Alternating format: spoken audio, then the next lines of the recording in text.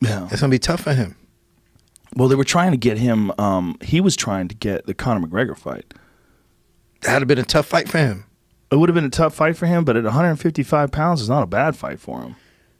No, not really. I think that's a good but I fight mean, for him. the problem is stylistically, he just he don't move his head enough. Yeah. You know, and Nate doesn't either, but Nate took a lot of shots, you know, to the head. So, I mean, it's kind of a bad, I don't know. Yeah, but Nate is a very good boxer. Yeah, Nate can box. Yeah. Nate Diaz is, it frustrates the shit out of me that he's not fighting. Why is that? Because I like to see him. I want to see him get in there. I want to see him make money while he can, too. I mean, you're only going to be able to live this lifestyle. I know he made a couple $1 million off of the Conor fight, but he hasn't fought in 2 years. More than that. He ain't doing nothing else? But the Dustin Poirier fight, that was going to happen, but then Poirier got injured. He's got some hip issue, and then he pulled out of that fight. I was looking forward to that fight. I want to see him back in it. Yeah, but I mean, I would have loved to have seen that fight. And then Nick was supposed to fight Masvidal. That's not going to happen? No. Why? I don't know. That's the perfect fight. It's a great fight. I mean, that's the fight where you could have got like the Hispanic culture, the Civil War, and Española going at it. Yeah. That would have been a great stylistic fight. Yeah, and too. like they would have talked trash to each other. That would have been yeah. Crazy man, trash. whoever dropped the ball on that needs to be fired. I think Nick just decided not fight. I don't know. I do not know. I don't know. I'm talking out of my ass. I don't know the specifics, but I was looking forward to it. But then I saw an article that said Nick Diaz confirms he's not going to be fighting at UFC 235. I'm like, What? Get in there. Come on, man. Last time he fought was Anderson Silva. That's crazy. That is crazy. That's crazy. But I don't know. I mean, I don't know, Joe, and this is something that we kind of stopped doing, man. Like, maybe they ain't got it no more. Well, I don't know if he doesn't have it anymore because we haven't seen him not have it. He fought well against Anderson, and Anderson's a 185-pounder. Yeah. Remember when he laid down? Yeah. I mean, middle of the fight.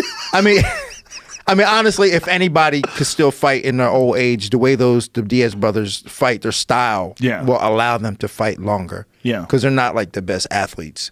So they rely on skill and just endurance. Endurance, yeah. So like they can fight longer. So I'm assuming that they still have something left in the tank. I'm sure. I mean, they're obviously not out of shape. They're both thin. Yeah. They look like they're fit.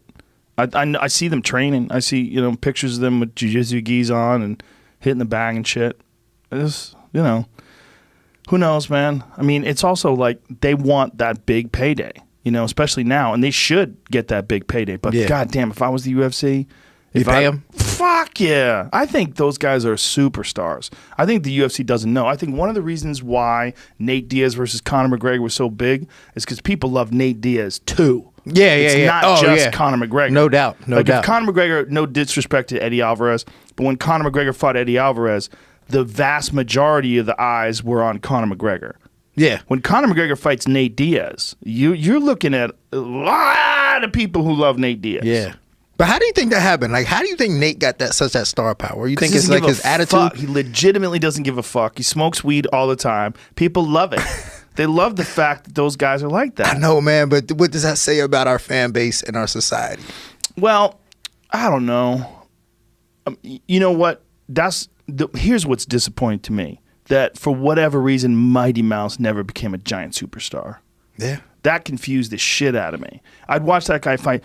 When he took Ray Borg and suplexed him and caught him with an armbar on the way down, I was like, what the fuck does this guy have to do to become a superstar? I mean, his skill level's off the chart. For sure. He doesn't get hit. For sure. He's a dazzling fighter. Puts on shows. Yeah, skill for skill, there's nobody on the planet who can do what he does. No, he's the best ever. He's the best physically ever. Yeah. When the only thing that keeps him from being thought of as universally the greatest of all time is John Jones. And John Jones has been able to beat better guys.